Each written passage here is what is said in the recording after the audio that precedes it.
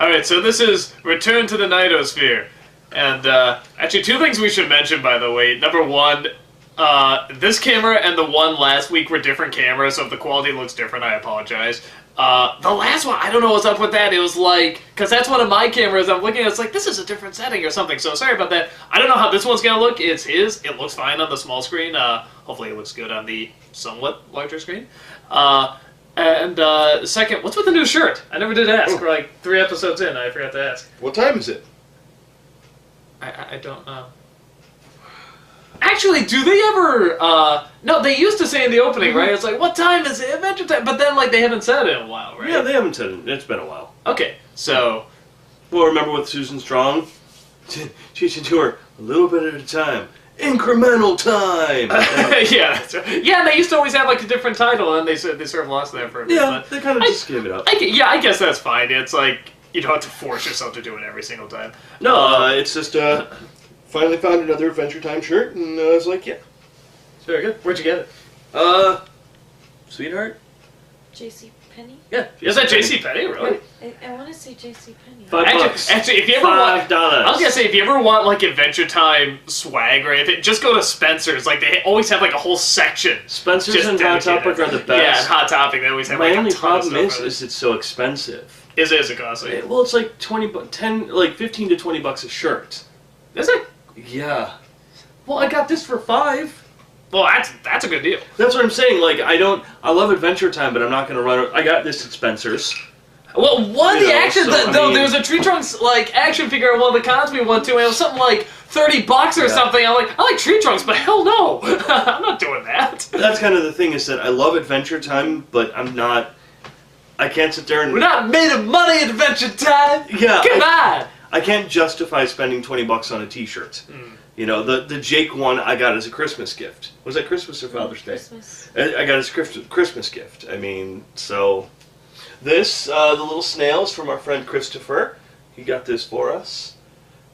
Finn is from Bree. That was Father's Day, right? No, that was also Christmas. This is from my childhood, actually. Wow, so you knew even back then you're going to be an Adventure Time fan. We've wasted enough of your time. Let's talk about Return to the Nightosphere. Before this became the home shopping Adventure Time network. And this lovely item here, only $5. What? Wait. Why are you selling my junk?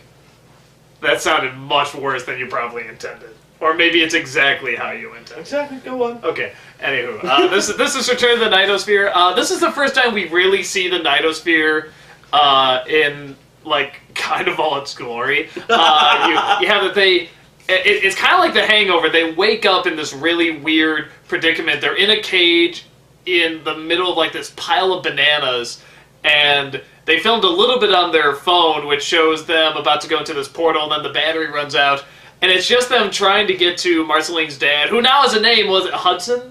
Oh, God. Aberdeen. Hudson Aberdeen. Yeah. Which is nice. There's only so long we can say Marceline's dad. So it's nice he has a name now. And so they just want to go and see him to see what happened to him and see if they can figure out a way back. It's just a very long, extended road trip, pretty much of them trying to get back. And they get to him. He's, oh, you can't leave. I'm Maurice Marsh's voice now for some reason. And they find the portal, they go through, and the Hudson's trying to stop them, and then it turns out it's not Hudson at all. It's Marceline in this costume, and she says, I'm closing the portal, you're never going to be able to come back, leave me alone, and closes the portal. They say they gotta save her, but I didn't get that vibe. I got much more of a, get the hell out, I don't want to see you anymore thing. So I guess it's kind of a to be continued. They're saying, like, they're gonna go back and at the very least figure out what's going on. I definitely didn't see that coming. I definitely didn't see that was going to be her. And I am intrigued, like, okay, well, now what's going on? What's the whole portal thing? But yeah, honestly, this whole thing is just, like, a really cool showcase for the Nightosphere, and it looks great. Like, there's this really long shot just doing nothing but showing off this world and all the weird creations, and even kind of how it works in a sense, because everything works a little differently. Like, a guy can get zapped and he can turn into a bunch of little versions of himself. There's a cloud that goes around zapping people and asking questions. There's a river filled with, like, people that you find out is a line. It's like, how's the line work? I don't know, it just sort of directs itself.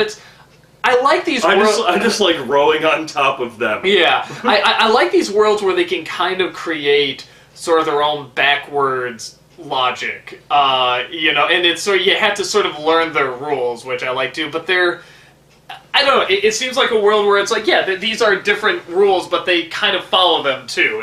I don't know. I can't explain it. Like, half the creatures in this are exactly that. Actually, half creatures. Like that one where you see like it's inside and can talk mentally, and you're just kind of figuring out how this place works, and everybody's grossed out by the banana, but you don't know why. I don't know, weird things like that are just sort of intriguing. It makes it seem more like a real world, which I like. There's a lot of like shows or like movies or whatnot where you go to some alternate world where it's bizarre and strange, and that's all it is. Yeah, it just kind of looks weird. It looks weird. Everything else operates like our world. It's not even that. Like, this one, it's got its own rules and its laws and everything, and the line, it governs itself. It's kind of like that. I've seen other things where, like, these alternate worlds you go to are just bizarre for the sake of being bizarre. This one seems to have a little bit more life behind it. There's this going on here, there's this going on here, but it's going on kind of for a reason, it seems. Yeah, it's... like, and it's kind of like, even the banana thing, like, as of now, I don't know why they're all grossed out by the banana, but there's a legit reason. It's a reason everybody understands, and it's kind of the norm there. It's just trying to figure out what that is. Yeah. So it's like there is a logic, it's just trying to figure out that logic. It's got its own internal logic that it actually follows, and it's bizarre, but not just bizarre for the sake of being bizarre. Yeah, there's sort of like... there is a rhyme and reason, it's just trying to figure out what that rhyme and reason is. Well, like the guy who's guarding them in the cell, he's like, well, time to everyone out. And they're like, what are you talking about? Well, no one else is coming, so... And he leaves, and they're just... The monsters that have been imprisoned are just kind of standing around doing nothing. He's like, well, maybe these just aren't the smart ones. Maybe they're the dummy ones. Aren't you, little guy? And they seem to be just the dumb ones. So, again, it's this internal logic where it's like, that doesn't make... Well, I guess it does make perfect sense. It kind of makes sense, just put all the dumb ones together. Because they're not going to go very far. Yeah, and there's not that much concern about them, and so it's... so it's not just the look of the world. I kind of like the actual... what's the word I'm looking for? Flow? Just sort of the flow and the layout of how they run things. Even if I don't fully understand it, you can tell they understand it at least. There's definitely the same way, like, we can't always explain everything in our world, like what's controversial, what's not. Why can you talk about this? Why can you not talk about this, or whatever? Why is this acceptable? Why is this not? But we kind of know it, and we kind of just got this feel. And sometimes we can explain it, sometimes we can't. And this world sort of feels the same. Yeah. Like, everyone just looks at the banana, it's just like, ew, gross. Like, can you explain this? No. It's like, you should know. Actually, what's wrong with you? I love the guy in the boat, he's like, can you explain this? Oh, no. That was one of my favorite responses, because first it's like, ooh, then it's like, wait, no. So, yeah, I really like this world, and I'm glad it's a two-parter because I really want to go back to it. And like I said, just that one long shot showing off that world. And it's especially long, and I love that because it's like, oh, just the more strange creatures and creations they can show with this, like, I'm all for it. Every design in this, I felt like I was watching, like, Spirited Away or something, or a Miyazaki film. Just everything is designed in such a unique, cool way. Yeah. Even that one tall guy, like, in the middle of the line. It's like, his mouth has such a weird way, and his teeth are only in the center, and his eyes are kind of sideways. It's like, every part of that guy was unique and strange, and I love it. Actually, if you notice, his mouth is a plus. Yeah, it's early across, And if you notice when he talks, he's got the set of teeth here and here, but he also has a set of teeth going this way. Oh, were they on the side, too? Yeah. That's awesome. And I'm like, it's a great design. Well, and what I sort of noticed, too, watching the Hudson design, is that, his mouth is sideways, too, but it isn't just talking like this. I realized that if you look at it kind of this way, like, the lip movements are sort of the same as, like, a normal cartoon character's lip movements. Like, if it's going to make an O, it'll make an O sort of in the middle, and the rest will be straight. It's just sideways. Yeah. So it's not just going like this or like a sideways Muppet. It actually is forming lip movements. It's just to the side. Yeah, like You they know? actually drew it normally and then just whoop, turned it. Yeah, and they don't have to do that. I mean, that's just a nice little detail they throw in there. Again, just to... You don't always notice it, but you can kind of feel it. It kind of does rub off those little details. And I've been saying that kind of since the get-go. Just, it's always these small things I tend to notice throughout the series where it's like, they didn't have to actually do that. They didn't have to add that sound effect or that little animation. No one would notice, no one would care.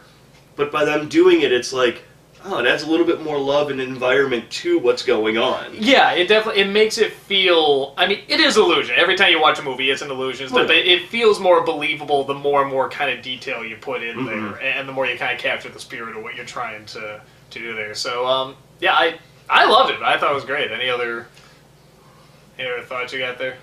I just harkened back to when you were on the couch and you said how you were a banana. Now you'll finally understand why I laughed at you when you said that. It was a long time coming. Yeah, very long. Very, very long. You're a banana. I am still a banana. I will form the Banana Republic. And we'll do something drastic, like make clothes. Okay. She laughed at that. Yeah, because she's a girl. Holy shit, nobody told me. I'm going to turn us off because we're going to have a very interesting conversation.